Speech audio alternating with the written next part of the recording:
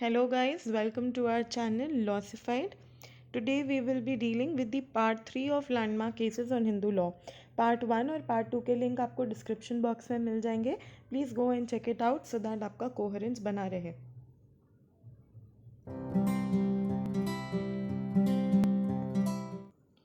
तो आज सबसे पहले we will be seeing the cases of Hindu minority and guardianship act 1956. तो इसमें सेक्शन 8 को प्लीज़ खोलिएगा, वीडियो यहीं पॉज करिएगा और गो एंड रीड सेक्शन 8. तो सेक्शन 8 में डिस्कस की गई हैं पावर्स ऑफ नेचुरल गार्जियन. तो इसके सब सेक्शन 2 में हम जाके देखते हैं कि कुछ कुछ कामों के लिए नेचुरल गार्जियन को परमिशन चाहिए कोर्ट की. लेकिन सखाराम वर्सेस शिवदेव राव में कोर्ट ने कहा कि गार्जियन हर वो काम कर सकता है जो कि नेसेसरी है, रीजनेबल है और माइनर के बेनिफिट में है. तो लेकिन जो सेक्शन 8 में मौजूद रिस्ट्रिक्शंस हैं वो कर्ता के पावर को नहीं कर्टेल करती हैं. कर्ता की क्या पावर कि माइनर का कोपाशनरी में इंटरेस्ट जो है उसको एलियनेट कर दे. तो कर्ता की पावर्स हम आगे डिस्कस भी करेंगे. लेकिन सेक्शन 8 में जो कि बात करता है पावर्स ऑफ नेचुरल गार्जियन में, उसमें कुछ रिस्ट्रिक्शंस हैं क्लॉज 2 में. लेकिन वो रिस्ट्रिक्शंस किसी कर्ता की पावर पे एप्लीकेबल नहीं होती हैं. कब नहीं एप्लीकेबल होती हैं? जब कर्ता एलियनेट कर रहा हो माइनर का coparcenary interest in the joint family property. तो इसी तरीके से we see the case of Sakharam versus Shivdev Rao. कुछ आइडेंटिकल बात कही गई है श्री नारायण बल वर्सेस श्रीधर सुधारी में. इसमें क्या बात कही गई है कि जो रिस्ट्रिक्शंस लगा है नेचुरल या टेस्टामेंट्री गार्जियन में वो बिल्कुल section 29 of the guardian and wards act से मिलता जुलता है. अब एक क्वेश्चन और जो बहुत पूछा जाता है वो ये है कि हिंदू माइनॉरिटी और गार्जियनशिप एक्ट को किसके साथ रीड किया जाएगा. तो अगर ऐसा कोई सवाल आए तो हमको पता चलता है कि हमें इसको रीड करना है गार्जियन एंड वार्ड्स एक्ट 1890 के साथ. तो बहरहाल coming back to this case, तो श्री नारायण बल वर्सेस श्रीधर सुधारी में बोला कि जो रिस्ट्रिक्शंस हैं वो similar to section 29 of the said act हैं. लेकिन फिर वही बात कि जो previous permission of court contemplated है सेक्शन में, ये नहीं ज़रूरत पड़ती है for disposing of undivided interest of minor in the joint family property. Moving ahead, अब हम आते हैं जॉइंट फैमिली प्रॉपर्टी के केसेस देखने.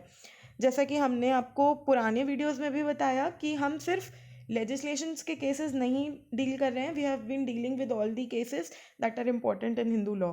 तो जॉइंट फैमिली प्रॉपर्टी का बहुत इंपॉर्टेंट केस है अरुणाचला मुदालियर वर्सेस मुरंगनाथा. ये बात करता है सेल्फ अक्वायर्ड प्रॉपर्टी की. तो देखिए, प्रॉपर्टी दो तरीके की होती है, एक होती है एंसेस्ट्रल और एक होती है सेल्फ अक्वायर्ड. तो ये केस बात करता है सेल्फ अक्वायर्ड प्रॉपर्टी की. तो अगर कोई आपका एंसेस्टर आपको कोई प्रॉपर्टी अपनी दे रहा है by way of a gift या by way of a will, तो क्या वो सेल्फ अक्वायर्ड प्रॉपर्टी होगी या वो एंसेस्ट्रल प्रॉपर्टी होगी? इस पॉइंट पे ये केस लॉ है. और इसमें कोर्ट ने कहा है कि अगर प्रॉपर्टी मिल रही है गिफ्ट या विल से किसी पेटर्नल एंसेस्टर से, तो हम कैसे समझेंगे कि ये सेल्फ एक्वायर्ड है कि एंसेस्ट्रल प्रॉपर्टी है? तो हम ये समझने के लिए we will look at the intention of the testator. कैसे इंटेंशन देखेंगे? From the terms of the deed of gift और विल. दूसरा बहुत इंपॉर्टेंट कॉन्सेप्ट है डॉक्ट्रीन ऑफ ब्लेंडिंग का.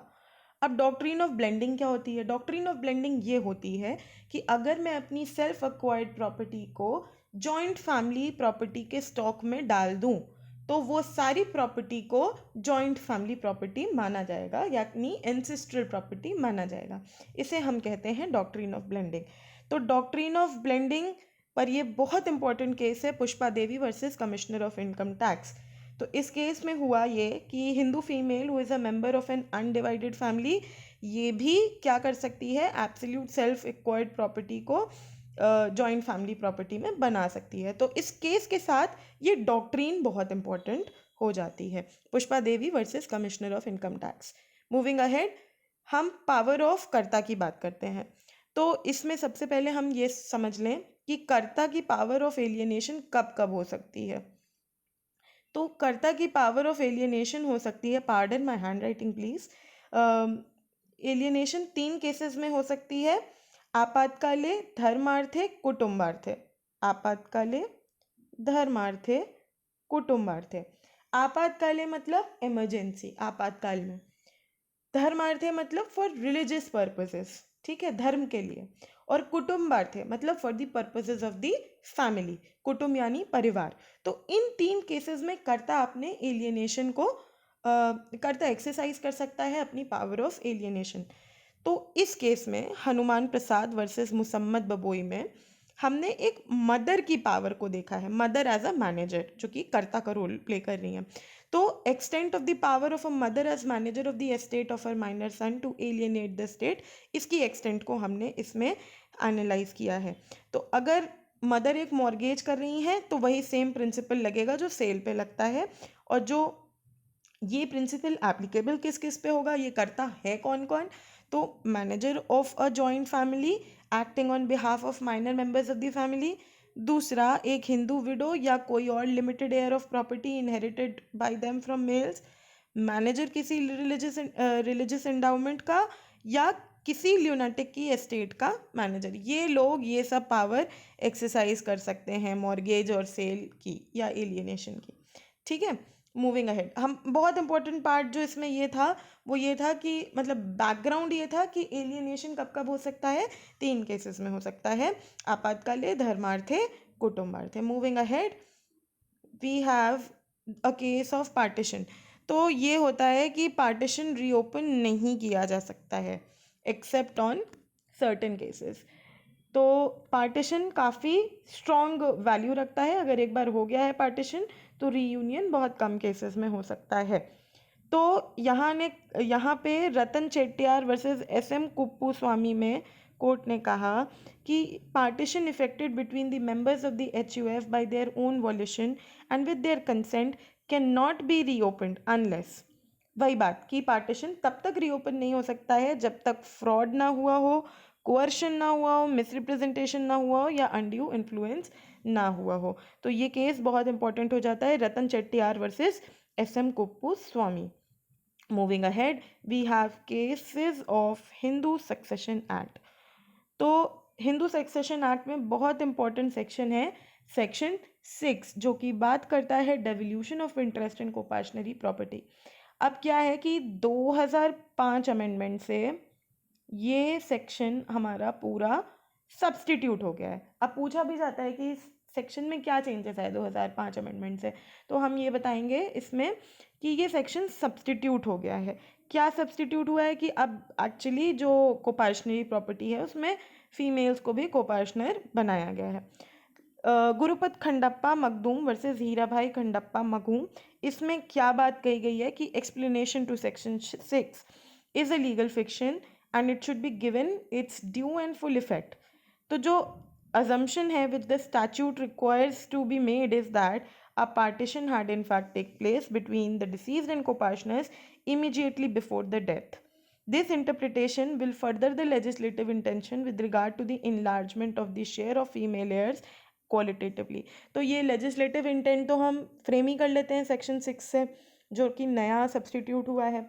उसके अलावा please do give a reading to the explanation one so that आपको समझ में आए कि ये प्रिजम्पशन क्या है, ये अजम्पशन क्या है जो इस एक्सप्लेनेशन के बिहाइंड है कि एक partition had in fact taken place between the deceased and the copartners immediately before the death. ये अजम्पशन इसमें इम्प्लिसिट है। बहुत इंपॉर्टेंट केस आता है ईरम्मा वर्सेस वीरूपन्ना का विच डील्स विद सेक्शन 14।